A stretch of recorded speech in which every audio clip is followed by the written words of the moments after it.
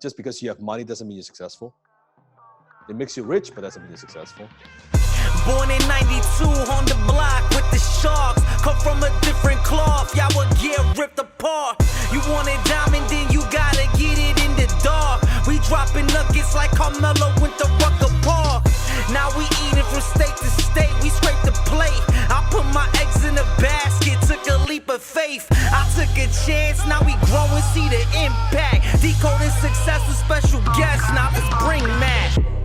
Dan, first and foremost, I need to say thank you for dedicating time out of your day to add value here on Decoding Success. So thank you, man. I appreciate it. Hey, Matt, happy to be here. And I know that you used to work with Damon, and, I'm a big fan of Damon, what he's done in terms of personal brand and his brand, right? So it's cool. I'm happy to be here. Awesome, man. So first question straight off the bat. This is always the first question here on the show. Personally, Dan, how do you define success? I think I would define success very differently today compared to when I was younger. Okay. So I think back then when I was, let's say 20 somewhat years old, I think for most young people, I would define success as having the stuff, right? A lot of stuff, right? Driving the car, having the house and materialistic stuff. I would define success as that way. That if I've got money, I'm successful, right? Sure. Today, I think I would define success very differently. Just because you have money doesn't mean you're successful. It makes you rich, but doesn't mean you're successful. I think success I would define as something that you are pursuing a worthwhile goal while kind of having fun in the process. Anyone that's doing that in my book, I think is successful. Has nothing to do with money. Someone in sport, someone who's a mom who's raising a child, right?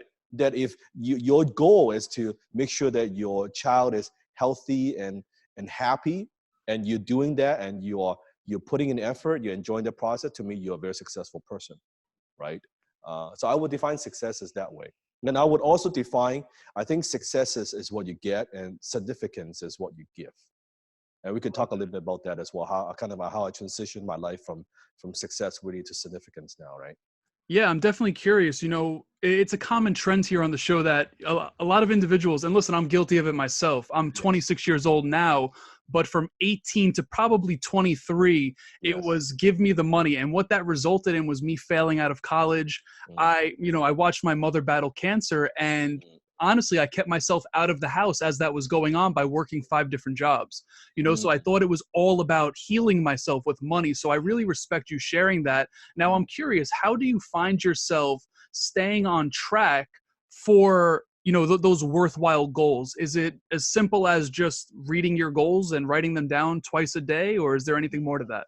That's a very good question. So what you're asking is like, how do you stay kind of motivated? Essentially. Yes. And I think, first of all, there's a difference between motivation and drive.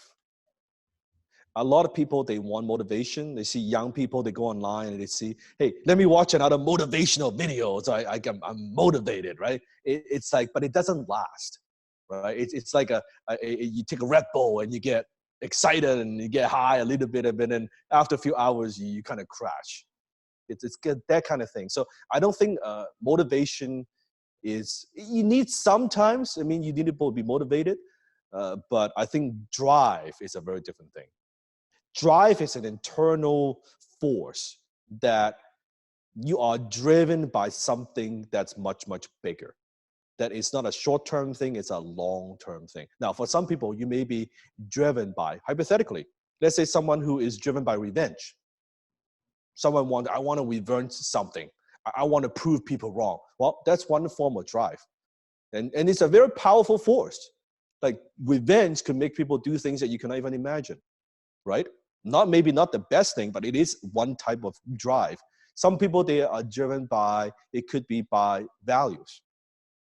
That these are my core values. There's no way in hell that I'm going to deviate from that. This is who I am. I'm driven by that. You look at people who believes in certain religion. I am a Christian, I'm a Catholic, I'm a Buddhist. I don't do certain things. I do certain things. I don't eat certain food, right? They're driven by that. Everybody's different.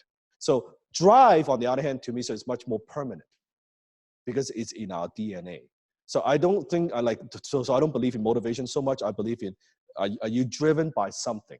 And I think if you're driven by example, like I said, like the money, the things and all of that stuff, it's fine to a degree, but if you stay there too long, I don't think it's very healthy, and definitely it's not sustainable. For sure. Think about Matt. Give me an example. Like, give me a goal that you had, like something that you wanted to buy, right? When you were younger, and you finally got it. Give me an example. You know, it was actually a really dumb decision when I look back on it, but when I was about 22, 23 years old, I was driving a Honda Accord Coupe, and I wanted to take that next level. I wanted the Acura TLX when it just came out. Acura, yes, okay. So Acura. So when you got that, okay? When you got that, you got the Acura? I got it. Okay, so the Acura, when you got the Acura, how long that happiness, excitement, how long did that last? You know, it lasted until I got the first scratch on the car. Was it from haters? No, it wasn't from haters, but you know, here in New York, man, you wake up one morning, I park in a driveway on top of it all, and you know what? If you drag the garbage can along the side of the car or something, you get a nice rubber mark, and forget about it. Okay, so after the scratch, and then how did you feel? Like I didn't necessarily, I loved it, but at the same time, I didn't need it, right? And I think there's that big difference, right? Yes. It comes down to the want versus the need. So after a while, it kind of takes the fun out of it, right? Now Exactly. you're worried, you're stressed out. Am I gonna get another scratch? Oh my God, I spend money fixing this thing. Should I fix it, or is it like, right? Or it creates more stress than joy, right? Exactly. So I think any time that we're looking for external factors to feel good, to validate ourselves, that formula doesn't work. But when you're driven by something that's bigger than yourself, that always works, because it never ends. Yeah. I have this insatiable hunger to impact people, because I have this gift, right? That I could teach. That's what I do, right? That when I see someone, they walk up to me or my student, they say, "Hey, Dan, you changed my life.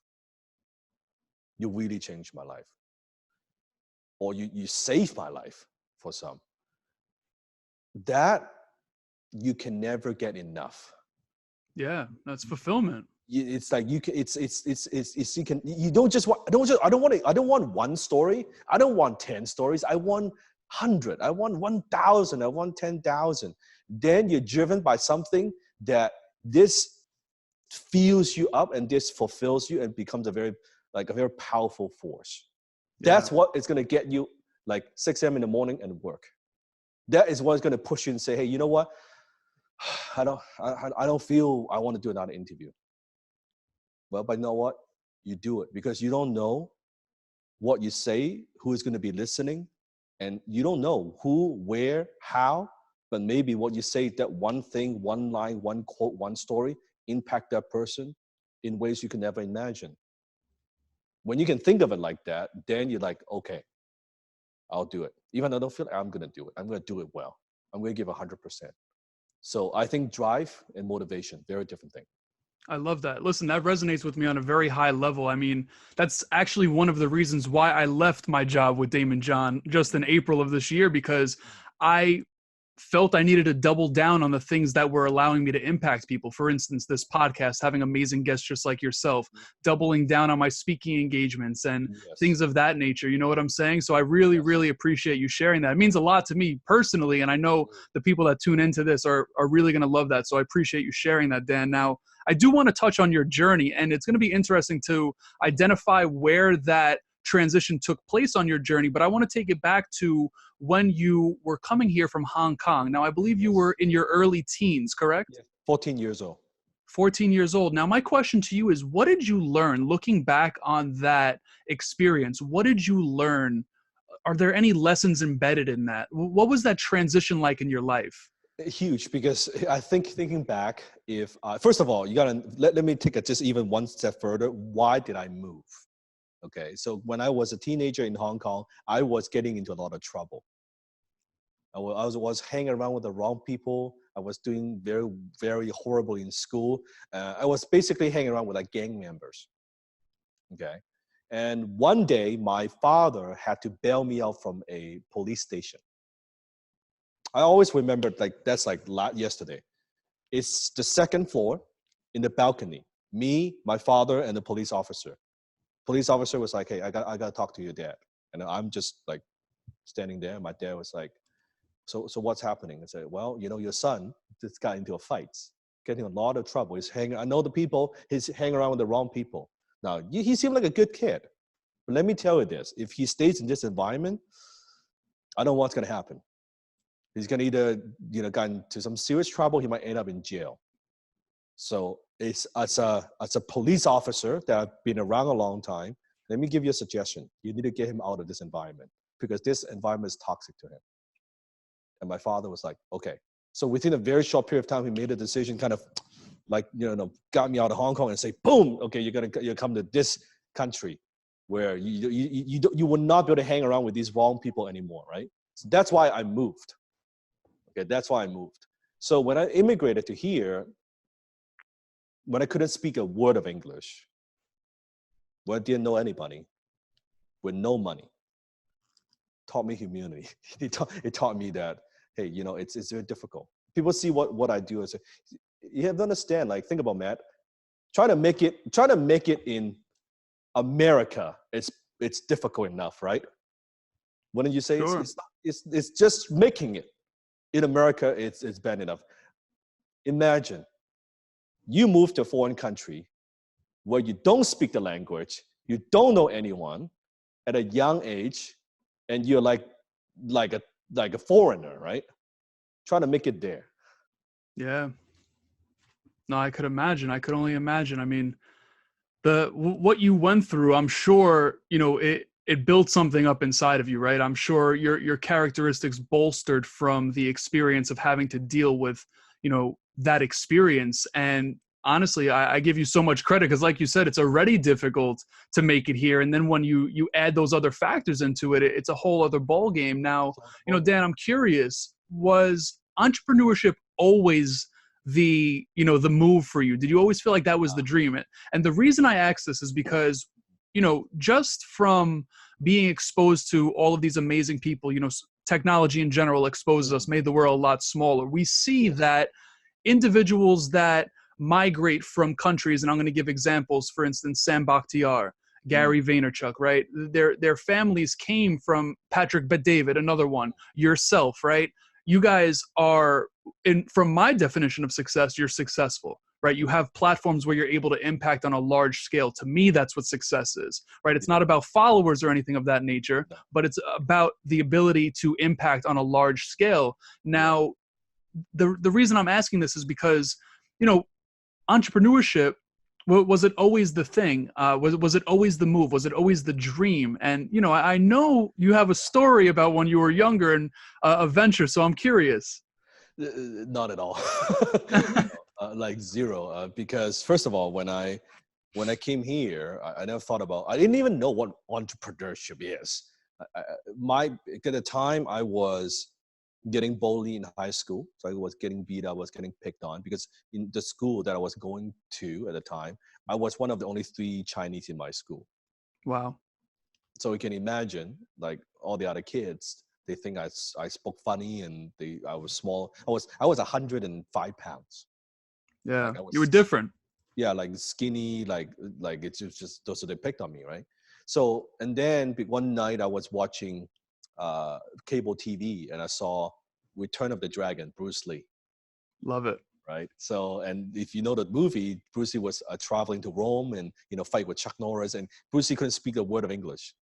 And he kicked ass and, and take names and beat all the bad guys and stuff like that. Instantly became my hero, right? So from there, I took a karate class near my house, and I became I got very passionate about martial art. So at the time, my biggest dream was to open up a martial arts school.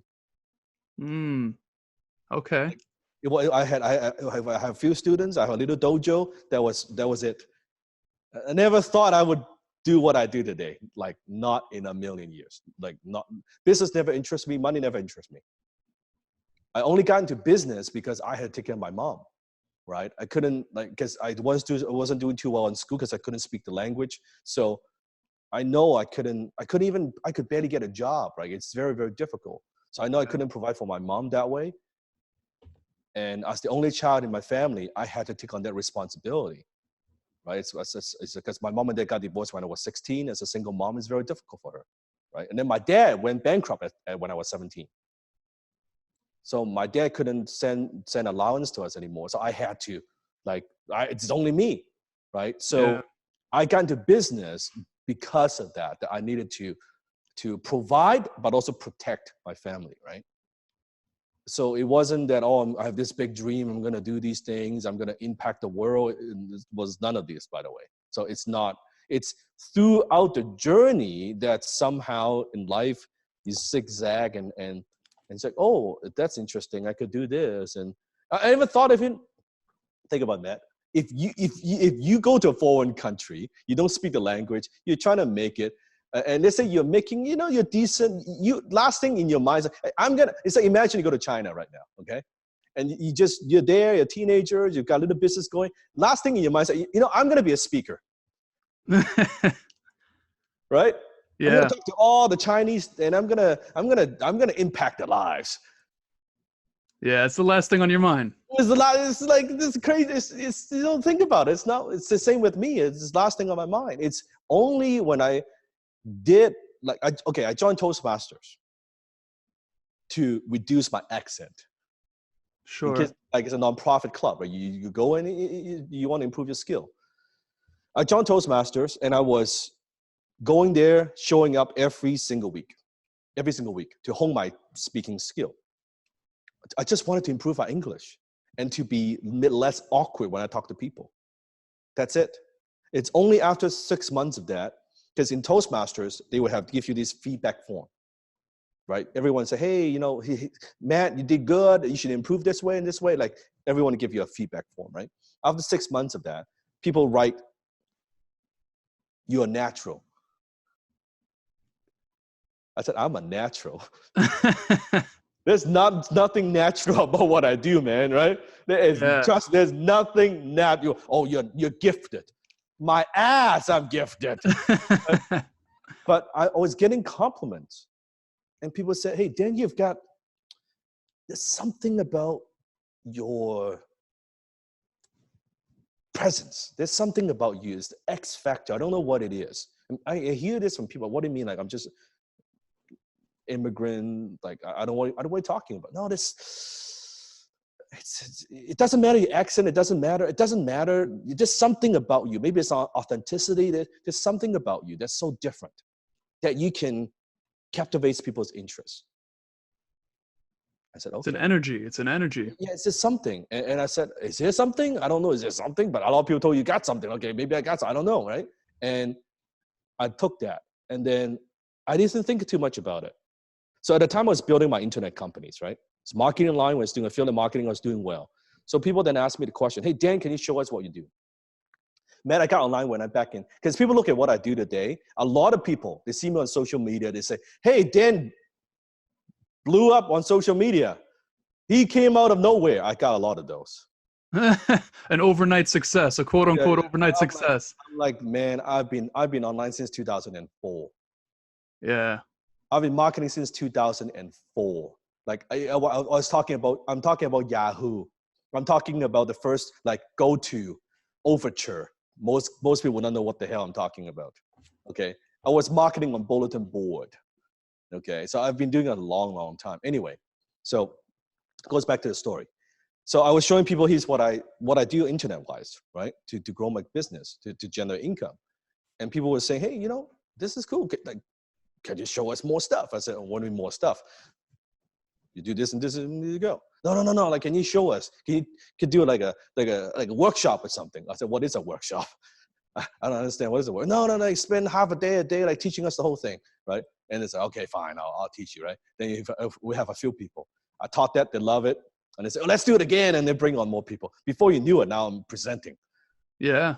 But that's not my plan. That's why success is very interesting sometimes. You want something, you want it so badly, but life kind of has a plan for you, right? And Destiny. Destiny. It's just before you knew it, it's just from there, of course, we grew and all these things that I've done, all the skills I've honed over the years, and now I'm able to do what I do. But I can tell you, not part of my plan at all. No, I love it. Listen. It's a long answer to your question, but not part of my plan. No, listen, I respect it. You know, you got thrown into the fire and look what happened. You know, your back was essentially up against the wall. You had to provide and protect your family, which, you know, signifies and exemplifies how much of a man you are. And I really respect that, especially knowing the circumstances you had when you came here. You know, so absolutely amazing. I appreciate you sharing that. Now, you brought up martial arts. Right. Yes. You brought up martial arts. You brought up Bruce Lee. So I'm curious. I'm going to ask you two questions here at the same time. Okay. One, what did the practice of martial arts teach you? And the second, you know, on the topic of Bruce Lee, essentially he mentored you, right? From a distance. And yes, that is very common today, where people are tuned into other people's social media platforms like yourself, Dan, and they're being mentored by you. So my two questions are, one, what did you learn from the practice of martial arts? And number two, what did you learn from Bruce Lee? Wow. Okay. That's a big question.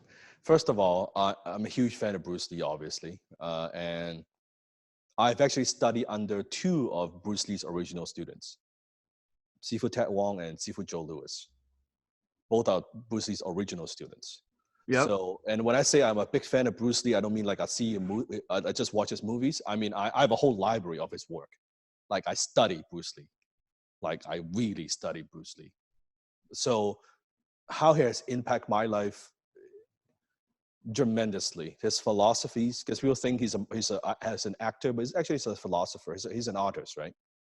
Martial artist. Yeah. Not just a fighter. And I see what I do. People talk about entrepreneurship.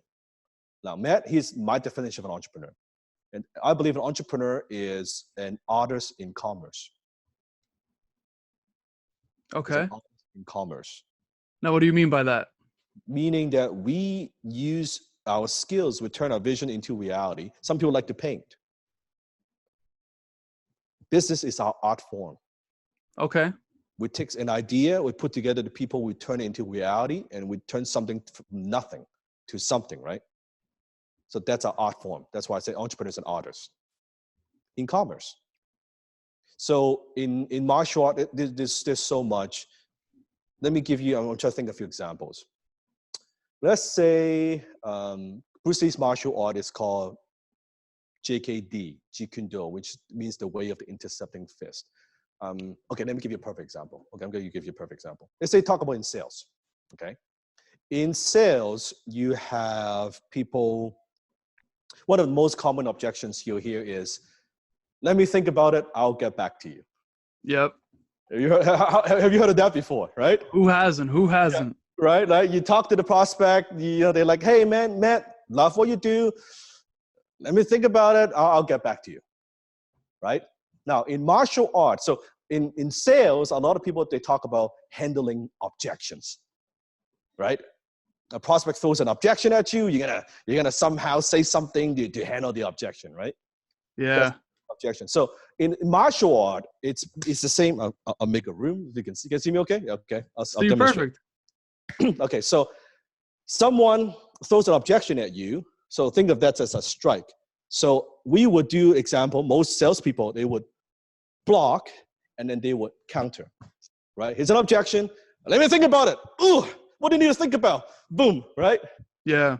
That's a very typical traditional martial art. Now, Bruce Lee's martial art, on the other hand, JKD, stands for the way of the intercepting fist.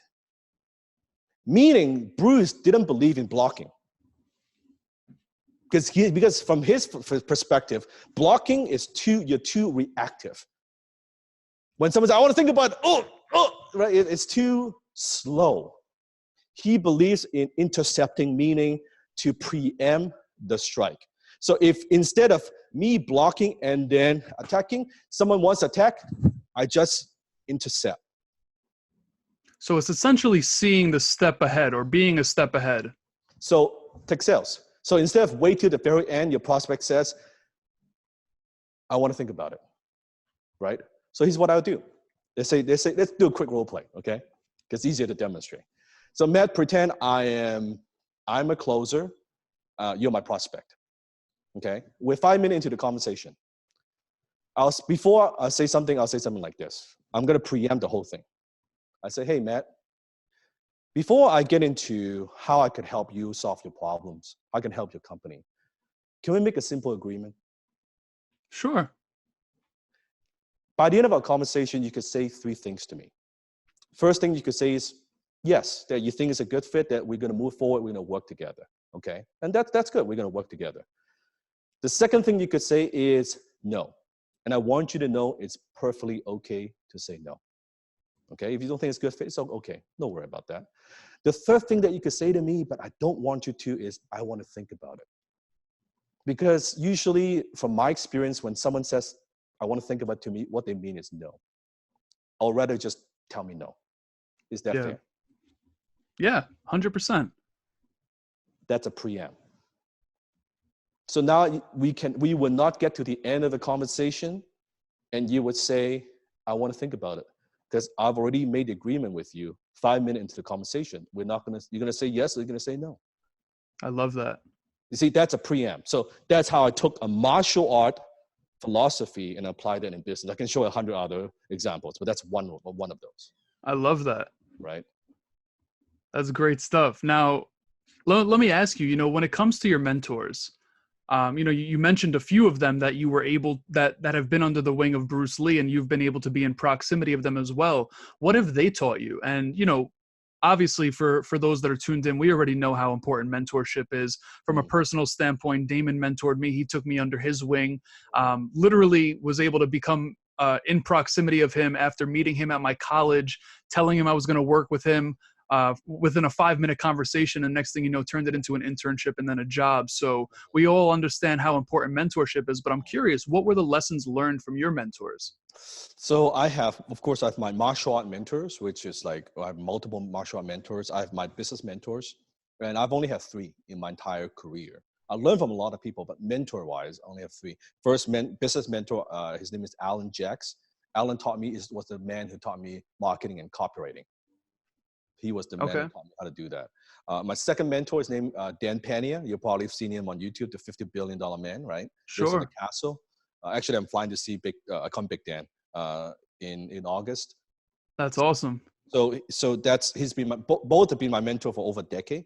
Second mentor, and the third mentor, Mr. Dwayne Clark, and he's my new mentor this year, and he's the one that's now teaching me something completely different, which is on leadership, culture, and performance and purpose.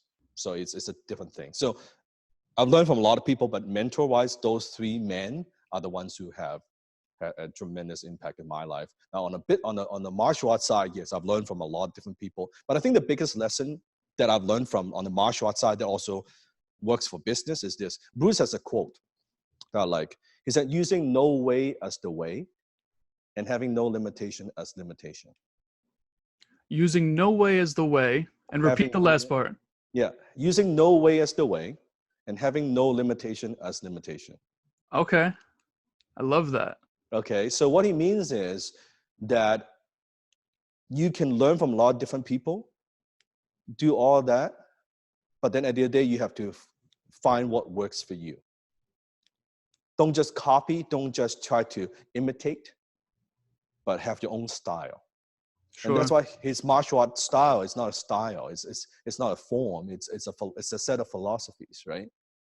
And I truly believe in that in business. So learn from all of them, but at the same time, you got to see, hey, maybe that works for Damon, but may not work for you. But certain things would work very well for you.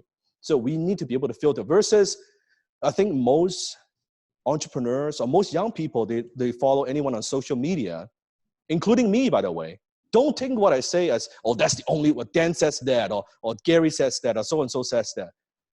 You have to know, hey, does that work for you? You have to know how to filter. Yeah. And I think that's the trick. That's the trick. You have to know how to filter, right? Not what I say works for me, may not work for you, right? You have to find your own path. And entrepreneurship, by definition, is finding and creating a new path. Walking a path no one has walked on before. While learning from other people who take their proven principles. Yes, do that. But at the same time, Don't try to copy. Exactly. It doesn't work. You try to copy what I do, it won't work. I try to copy what Gary Vee does, I will 100% fail, 100% of the time, right? I can do a pretty good Dan Lok, but I cannot do Gary Vee. Yeah. Right? So why would I? But we're both good, right? We both have an audience. We both are build our companies in totally different way, and that's the good thing about it. That's the beauty of it. Yeah, that's what's beautiful about entrepreneurship. You can find your own path, right? That example, like Gary talks about hustle, I talk about leverage. Yeah. Right? I don't believe so much in that, but it works for both. Like I have my thing here, it both works very well, and I have huge respect, massive respect for Gary, what he does, right? Yeah. 100%. I love that. You know, there's a very famous doctor who once said that there's no one in the world youer than you, and the doctor's name is Dr. Seuss. You know, Yes. we all know Dr. Seuss. Yes. And I think that very much so stands true. You know, you have to find what works for you. And, you know, you mentioned very, you know, while you were explaining that, you mentioned team and culture, something that you're learning from a new mentor this year. And a lot of people that are tuned in are going to want to talk sales, but I don't really want to talk sales. You already talk sales. I want to talk about building a team and building culture.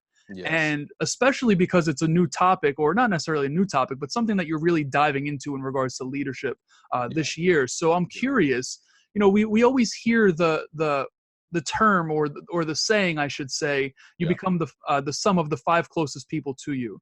Now you've built multi-million-dollar businesses then, right? So I'm sure team and culture has been a massive part of building these businesses. So I'm curious, when it comes to whether from a business perspective or just a general life perspective, what's your advice in regards to building a team around you? That's a good question. I think both for us, life and business, they all interconnect. Yep. It's not, as entrepreneur, it's not, oh, this is my work life, this is my personal life. There's no such thing. Entrepreneur, it's all one, right? It's all one. You've got a cash flow problem in business, you're going to have a cash flow problem at home. Yep. Right? You disorganize in business, you disorganize at home. It's all the same, right? It's just you're living. So speaking of culture and leadership, so from a business perspective, I believe if you want to go from $0 to $1 million, marketing, sales, and offers. You go from $0 to $1 million. You got the right offer, you've got the right sales, now to sell, you got the right marketing, you can go from there.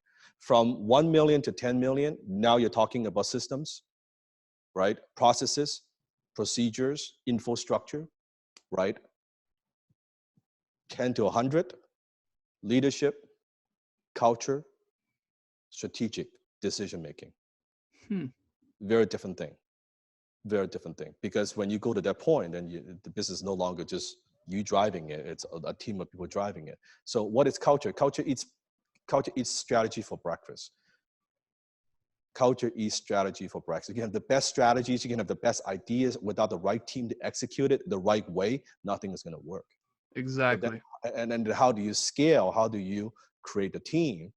Well, then it has to be, how do you attract the right people onto your team? And how do you know they're the right people without the culture part? So the culture part has to do with your mission, your purpose. So think about it, Matt. Goes back to the success of significance. You sit down with a potential member to join your team, okay? And let's say you're one of those lifestyle entrepreneur, meaning you want to make money to sit on the beach and do nothing. Okay? Seriously. You sit down with a potential applicant for a position, and the applicant is asking you, what's the vision for your company? And you say, well, I want to make enough money so I can sit on the beach and do nothing. My question to you is does that inspire anybody? You know, my answer is yes and no, but more so towards the no. Yeah. Because what has that to do? People want, any good people, they want to be part of something bigger. Yep. Why Steve Jobs is so phenomenal? Why does he attract all these people? Because Steve Jobs is not saying, hey, do this with me so I can make whatever. No, Steve, I'm going to put a dent in the universe. Yeah.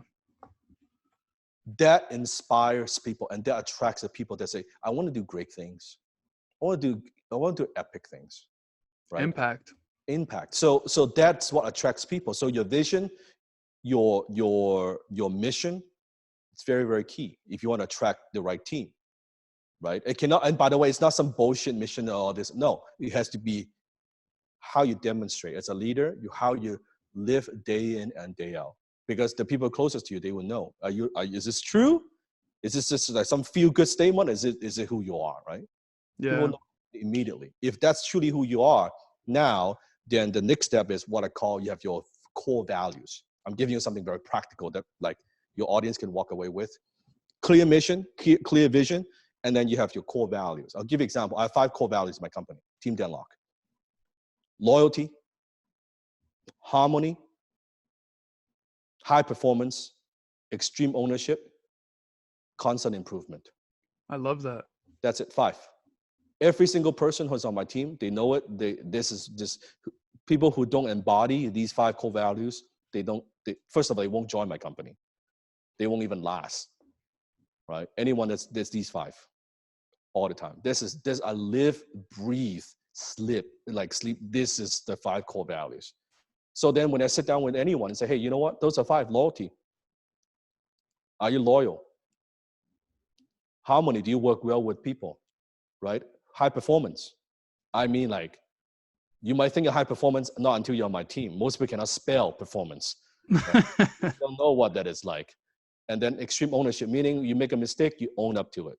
You don't blame, don't point fingers, you don't do any of that. You don't play victim. And then constant learning. Do you like to learn? Because at the end of the day, we are a global media and education company. So if you don't like to learn, meaning not like, hey, you should go study this thing. No, my team, they are reading books. They are learning. They're going to events. They are paying to go to, I don't pay them to go to events. You know, most companies, they pay the people to go to events, like to learn, to go to, Sure. no. My people, they invest in themselves. That's one of the culture that we have, right? So when I go to an event, it's funny. When I go to an event, earlier this year, I went to Funnel Hacking Live. Love it. Russell Brunson's event. I had my team, I don't know, 14, 15 people with me. Like we had a whole big like group of people. And then one entrepreneur was asking, well, Dan, how do you, that's a lot of people, man. Like, I said, yeah, like how much you pay them to be here? I don't pay them to be here. They invest in themselves. To be here. Yep. That's the difference, right? So mission, vision, core values. Love that. Once that is clear, then anyone who you come across, they will know, hey, it's either a hell yes or hell no, right? You want a hell yes or hell no? In the middle, stuck, you're in hell, right? You don't want that. You say when they see a vision, they see a mission, they see what you do, they understand core values. They either say, yes, I am home. This is what I've been looking for, or like, hell no, this is I just want a 9 to 5. I want like, no, it's not what I want. It's too intense for me. Great. I'm sure there are other places for them, just not here. Yep. So that's what I mean. That's how you build culture. I mean, there are more to it, but it starts off, that's the foundation pieces. Those are foundation pieces. I love that. Now, Dan, I do want to respect your time. I noticed we only have a couple more minutes. So yes. I have a couple questions that I always ask. And, you know, this one's tailored to you specifically. I know how much you love Iron Man. So yes. I'm curious, if you could have access to Iron Man's suit, right? You have access to the Iron Man suit. And I'm not talking about your red suit. I'm talking about the real Iron Man suit. Matt, can you pan this? Matt, can you pan this? I want you to see this. I want you to see it. Can you see it? I love it, man. I love it. See, I knew you loved Iron Man, man. See you them. I love it. So if you can get in that suit, right? If you were able to have access to the Iron Man suit, but it could only have just one capability. One capability or one function, what would that suit be able to do? Ability to fly. To fly, right? I hear that. I would love to do that. That would be so cool. I hear that. That's awesome. I love that. I love that. Now, here's another question for you, Dan. Let me actually backtrack. What was a piece of advice that you've been given in life that you didn't want to hear at the time it was given to you, but it proved to be true over time? Oh, that's one piece. It immediately comes to mind. My second mentor, Dan Pena, he asked me the question, you know, Dan, what do you think is the number one quality of a successful entrepreneur?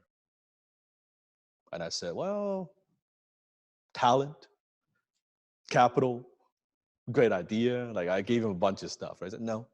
You need a team. He said, no. You need to be smart. Well, no. You need to have fulfill a need in the marketplace. I said, no. Said, those are all important qualities, but that's not the number one quality. So, okay, so what's the number one quality? He said, the number one quality of a successful entrepreneur, that's the advice I didn't want to hear, but it's very, very true, is the ability to endure pain for a long period of time, meaning having a high tolerance of pain. I was like, what? I didn't get it back then. I was like, I don't understand. Now I'm like, yes. I hear that. Wow, that's great. It's so true. Not talent, none of that. It's, can you endure pain for a long period of time? And I don't mean physical pain. I mean emotional pain, meaning that would you push forward when the world is against you, when your family don't even support you, when your friends don't understand you, when no one backs you up, when no one understands why you're doing what you're doing, right? When you have those sleepless nights, right? When you couldn't sleep, when you couldn't meet payroll, when you bet everything on the line, everything you've got, right? Not knowing if it's gonna work or not. That's all this endurance, like this high tolerance of pain. I think that's why it's so difficult. Yeah, no, I mean, that's spot on. And those are the realities of entrepreneurship that aren't always talked about. So you sharing that is really meaningful because, people that are tuned in, they need to continuously hear things of that nature to understand what entrepreneurs endure. We see the glories of it, yet the realities are so hidden. So that's spot on. Matt, here's what worries me the most. You see, nowadays, you think about everyone is an entrepreneur. Everyone's an entrepreneur. Everyone is a CEO. Everyone is an entrepreneur. Like on Instagram, I'm a founder. I'm an entrepreneur. Right? Everybody's like that. And the problem is because of social media, good and bad, that people see, oh yeah, entrepreneur, I could do. They think of they have a certain image of what it is, right? That is it a lifestyle? Is it this? Is it the hustle? Is it whatever it is, right? But this is something I'll never talk about on any show. I'm going to talk about right now. Do you think we have more entrepreneurs than ever? Right? But yeah. I think it's we're actually, as a society, we're less entrepreneurial than ever. Now, why is that? Because entrepreneur, by definition, it's you try to find your own path. You defy conventional wisdom. You solve problems for people, right? Endure pain for a long period of time. You look at this whole generation, I think we have a lot of wannabe entrepreneurs, not true entrepreneurs. Because you can see just the way they approach entrepreneurship. You ask even most young people, unfortunately, right? You say, oh man, I want to be an influencer. I want to travel. I want to do this shit. I want to like all this stuff. Yeah, you don't hear like what's the plan, right? What's the strategy here, right? You don't hear any of that, and they just I'm gonna build a personal brand for what? Yeah. For what? Right? What's your model? What's your business model? What problems? What's your product? I don't know. I'm gonna do this thing, and then you know what? I'm gonna do this, and in 6 months I'm gonna be retired. I'm gonna be a millionaire in 2 years, and all this stuff. You have that mentality, chance of you getting this is like slim to none. Yeah. So that's the problem. And they see this and becomes this whole, we retweak this person's stuff. They watch this person's stuff. They watch that person's stuff. And I get sometimes those messages. Hey, Dan, I want to be like you. When I grow, I want to be like you. And I said, do you really want to be like me?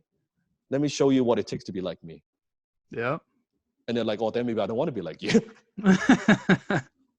When I show people, like even high-level entrepreneurs, because I consult with some of them, I show them what I do. They're like, they back away. Yeah. Like shit, man. Like, No wonder you're who you are, right? Look at what you do. Yeah. I haven't had that many. Actually, I haven't had one. Actually, I've never had one. I show them what I do, like what it takes, and they say, "Oh yeah, I could do that." No, everyone is like, "Oh," even like huge companies, CEO of big company, like, "I can do that," right? So it's different. If people actually know what it takes, if people know, because here's the thing: no one would say, "Oh, I want to be Tiger Woods. I want to be Michael Jordan," because most people are smart enough to know that they don't have what it takes to be that, right? But Yeah. entrepreneurship, on the other hand, somehow they have this unrealistic fantasy. I don't know where they came from. Say, "Oh, I could do that." Could you?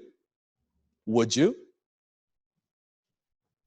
Oh yeah, it's this. I don't know where this overconfidence come from. So I think that's a problem. I agree. That's a big problem. I Right? agree. Look at what Damon does. What took him to build his company? What took him to build his brand? I'm like, there's no this. I don't know Damon personally, but there's no way. There's no way. No hesitation. There's no doubt in my mind. He worked his ass off, Oh, for sure, for sure. Endless nights, endless nights. and he's already successful, Yeah. right? And people say, "Oh, I want to be like that." I don't know. They don't see. Like I don't know. I don't know if they know what it actually takes. Yeah. They think they do, but like they think this is what it takes. That this is what they're doing. They think this is what it takes, but it turns out it actually takes this, Yep. right? Yep. And then, but then when they find out, they already quit. Yeah. It's the realities. It's the realities. Now, Dan, I want to respect your time. So how about this? Tell us what Unlock It is about. I see we have Unlock It Yes. right here. Tell Yes. us what that's about. Where can people keep up with you on social, on YouTube's, any other projects you have coming up? Let us know.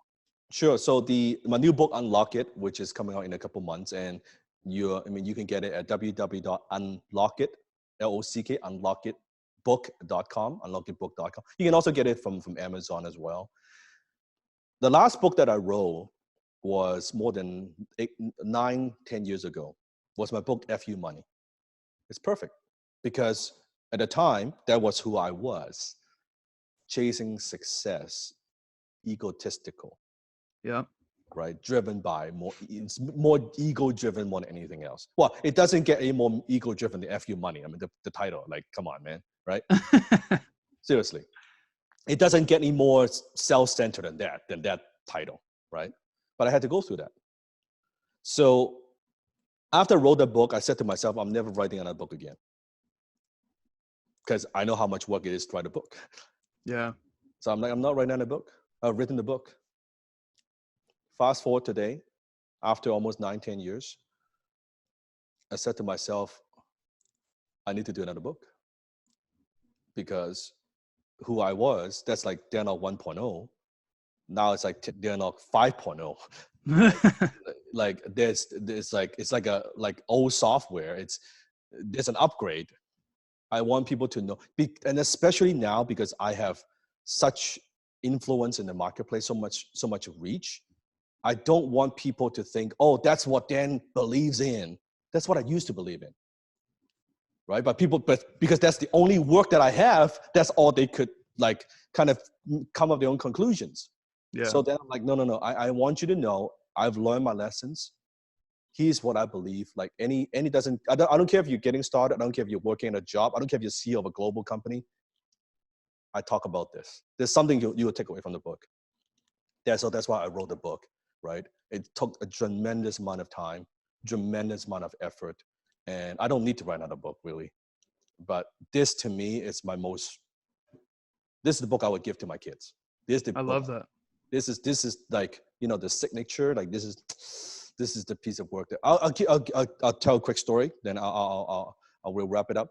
Just this book was supposed to be out already, like right now. I signed a deal with Forbes, and we delayed it now up to October. Do you know why? Tell us. About a month and a half, 2 months ago. This is after many revision of the manuscript. I got the manuscript. Final draft. Now this is okay. We're going to go to design and we're going to print. so we can meet the deadline, right? I go through the manuscript. I looked at it. I told my editing team, I said, I'm not going to use it. Interesting. They're like, what do you mean you're not going to use it? I said, I'm going to trash this.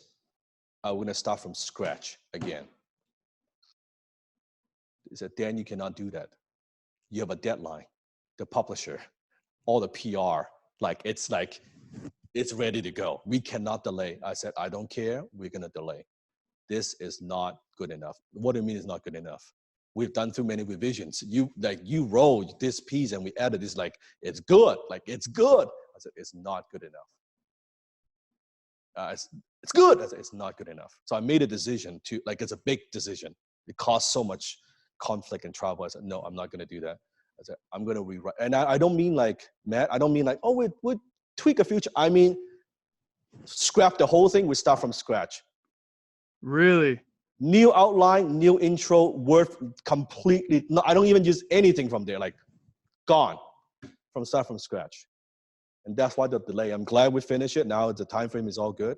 But that's how serious I take it. That's how I take it. It's for impact. I respect it. I respect it. And listen, I know I'm excited for it. You said in October it's releasing? Yes. Perfect. Everyone. Maybe a little bit earlier. Maybe even earlier. I know we're going into the final phase already. Awesome. We'll definitely be on the lookout. Now, Dan, where is everyone going to be able to keep up with you on social if they're not already connected to you?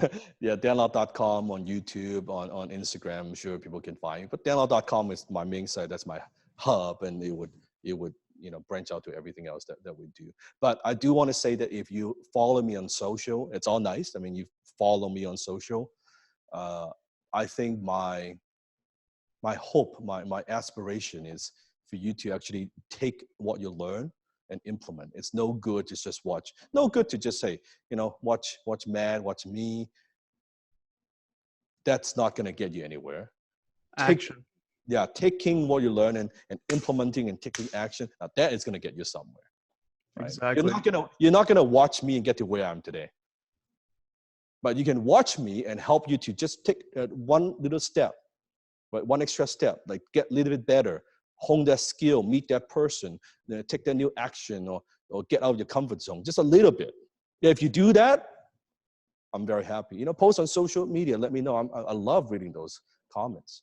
Right? I don't care if you say, oh, Dan is cool. I don't give a shit about that. Okay? What I care, I don't give a shit. What I care is, hey, Dan, what you share here, help me accomplish this. Help me solve this problem, right? It changed the way I do this. Now that is cool. That doesn't get over me. I love those messages. Love those messages. That's awesome. Dan, listen, I appreciate you hopping on here and adding, a ton of value. I'm sitting here. I have all my notes here. I'm sitting here taking notes. So I appreciate it. I know everyone tunes in appreciates it. I appreciate it. Thank you for the opportunity. Thank you. Thank you, Matt. Born in 92 on the block with the Sharks. Come from a different cloth, y'all would get ripped apart. You want a diamond, then you gotta get it in the